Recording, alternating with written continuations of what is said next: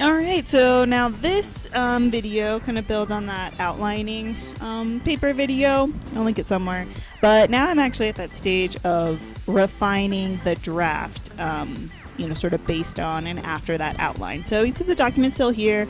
Now I'm going back and actually finding my hook. So when I was on YouTube a second ago, I was actually looking up videos and sort of this exact quote, and it ended up being way more perfect than I had remembered or thought it was. So that was really good and exciting. So now you can see, right, I'm building on that initial introduction that I roughly outlined, filling in the information, kind of refining some of the language. This is still just going to be a first draft, but a strong first draft, right? Now some people want to do rough drafts, just get all the ideas kind of there. That's what I see the outline as for me personally. And then I kind of make my first draft a fairly strong, refined draft, but it always gets better, and I'll definitely be returning to it 2-3 additional times before, I turn it in a couple of weeks. But, I got to give myself a little bit.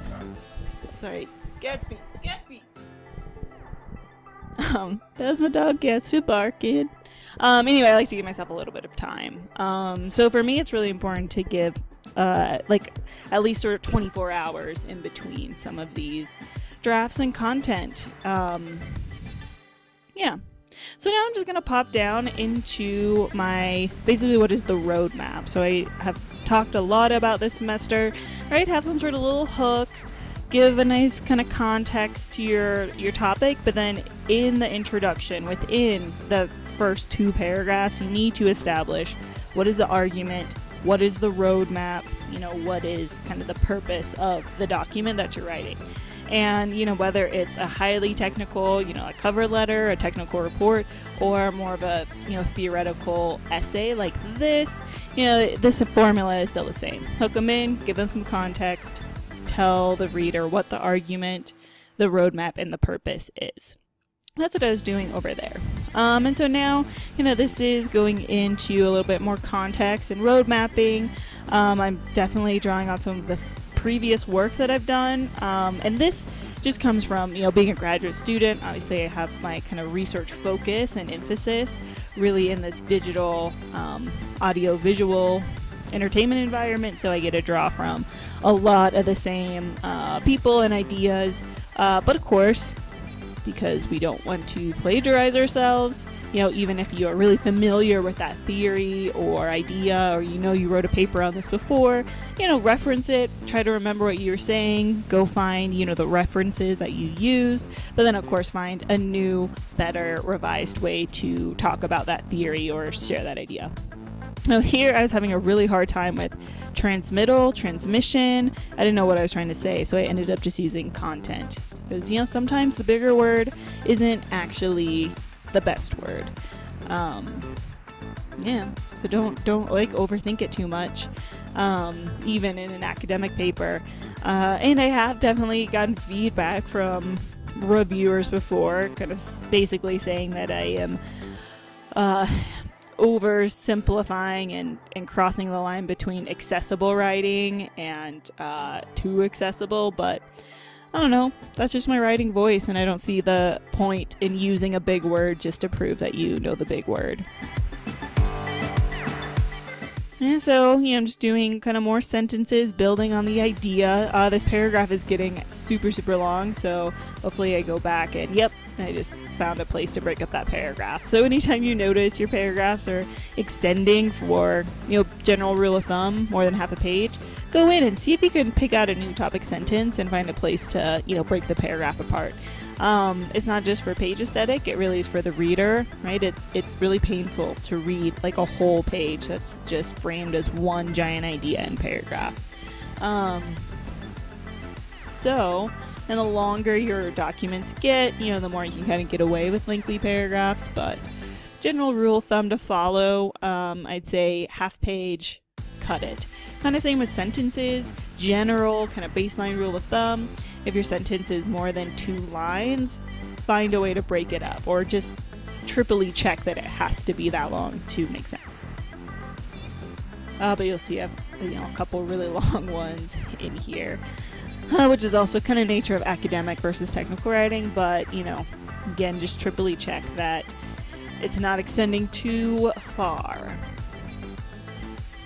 Alright, so at this point I was like on a real roll. So I had all these books and stuff in front of me on my desk, and I was about to turn the page to find a different source when this paragraph in this Jenkins hit me, and I knew I needed to talk about it later. So instead of sort of leaving and going super sequentially in my writing, I definitely jump around to ideas.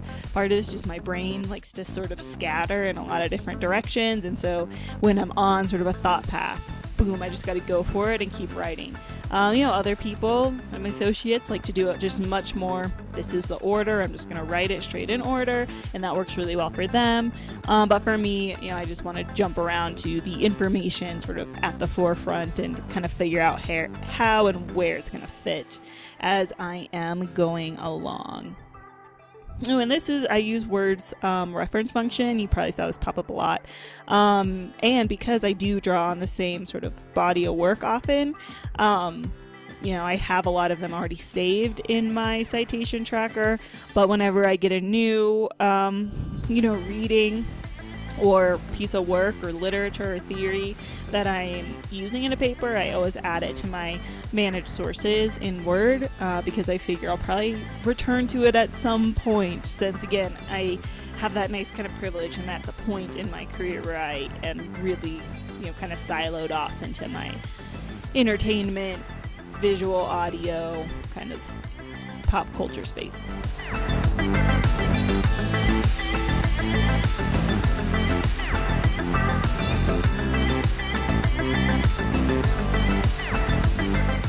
Here I was having a hard time kind of thinking what I actually wanted to say, which is, just part of the writing process. Sometimes you gotta take a moment, pause, but if you just keep putting some words on the page, knowing that, you can go back to it and revise it for a different draft, things get a lot easier.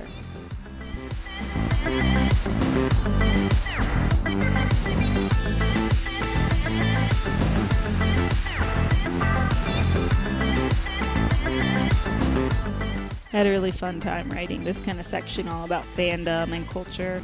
My dissertation is going to focus on how podcasters are serving as, film critics, and a lot of them definitely fall into this sort of fandom school of the idea of the hobbyist in their basement making a podcast to sort of talk about films. And so I'm really excited, just anecdotally, that's all the content that I listen to, but now it's time to actually get some empirical rigor and study to it and figure out, what are they doing, what do they actually talk about, and how often, and how does the audience engage with it. And I'm definitely just really excited because I think it's personally it's a fun, definitely passion, interest, which dissertation needs to be kind of a passion project to get it done. But I'm also really intrigued on its implications and significance for culture and cultural discourse, and sort of the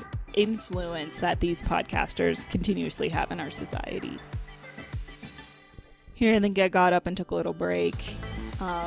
Because for this paper, I'm only casting this first section. It took me about 2 hours to do, and I have it sped up on 10 times speed.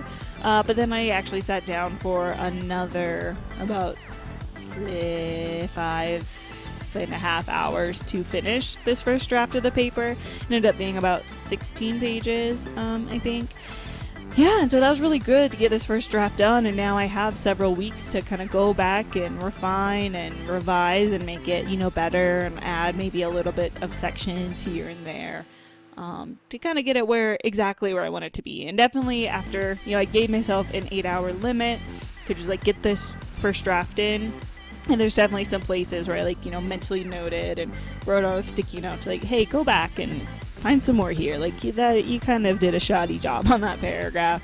You definitely need to return to it. So again, the secret, if you will, to being a better writer is honestly just giving yourself time to sit with a paper, time to sit with a concept, time to read and do more research and think about the words you want to say, and ultimately just time to revise.